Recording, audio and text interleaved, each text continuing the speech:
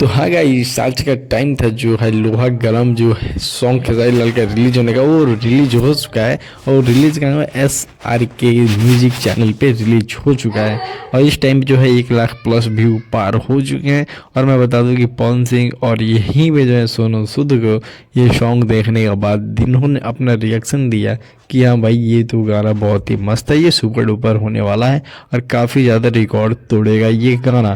तो गाइस मैं बता दूं, अभी तक हमारे चैनल को सब्सक्राइब नहीं किया तो प्लीज़ चैनल को सब्सक्राइब कर लें। और बाकी अगर वो गाना नहीं सुने हैं आप, तो आप जाके वो गाना सुन ले SRK म्यूजिक चैनल पे, क्योंकि बहुत ही तगड़ा गाना है मालदीप सटाई की लोहा गरम, जिसे कि आप लोग ये गाना सुने ही हैं थोड़ा सा। तो चलिए गाइस, चैनल को सब्सक्राइब कीजिए, कमेंट करके जरूर बताइए कि कैसी लगी वीडियो। फिर मिलते हैं अगले